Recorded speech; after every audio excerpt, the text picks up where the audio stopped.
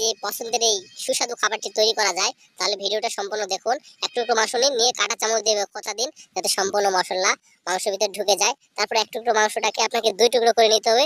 নিয়ে পাতলা একটি পলিথিন দিয়ে মাংসটাকে আলতো করে থেঁতা করে নিতে হবে।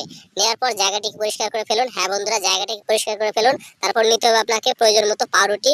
পাউরুটি নেওয়ার পর ধারালো চাকু দিয়ে পোড়া পাউরুটির অংশটাকে কেটে ফেলে দিতে হবে। দেওয়ার পর ভালো পাউরুটিটাকে আপনাকে রোল করে পেঁয়াজের ন্যায় কুচি কুচি করে কাটতে হবে এবং পোড়া অংশটাকেও কুচি কুচি করে কাটতে হবে। কাটার পর সম্পূর্ণ পাউরুটিটাকে ব্লেন্ডার মেশিনে গুঁড়া করে নেওয়ার পর লম্বা একটা স্টিলের পাত্রে আপনাকে রাখতে হবে। কাঠের পাত্রে রাখলেও চলবে। এরপর মাংসটাকে আলতো করে আটা দিয়ে মাখায় নিতে হবে এবং নিতে হবে প্রয়োজন মতো আপনাকে ডিম।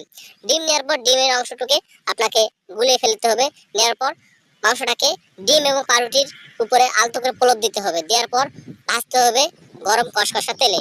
তেলে ভাজার পর কিছুক্ষণ ভাজার পর দেখবেন লাল বর্ণের আকার ধারণ করার পর মাংসের টুকরোটাকে আপনাকে তুলে ফেলতে হবে। তুলে ফেলার পর আপনাকে দিতে হবে প্রয়োজন মতো পেঁয়াজ। পেঁয়াজ দেওয়ার পর পেঁয়াজটাকে অবশ্যই কুচি কুচি করে কাটবেন।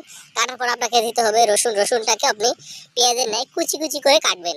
কাটা হয়ে যাওয়ার পর আপনাকে গন্ধ এবং স্বাদ বাড়ানোর জন্য দিতে হবে ধনেপাতা। ধনেপাতা পুষ্টির জন্য খুবই উপকারী। এবং তারপর দিতে হবে আপনাকে নুডলস। খোলা বাজারে ভালো মানের নুডলস যেগুলো আছে সেগুলো আপনি দিতে পারেন। নুডলসটাকে আপনাকে সিদ্ধ করতে হবে। সিদ্ধ করার পর মশলা, পেঁয়াজ এবং রসুনের মাঝখানে আপনাকে সুন্দর করে নুডলসটাকে ভাজে নিতে হবে। ভাজি নেওয়ার পর যখন নুডলস যখন হয়ে যাবে, তখন আপনি ধনেপাতাটা দিতে পারেন এবং দিতে পারেন যাবতীয় মশলা, ডিম, যেগুলো যেগুলো লাগে।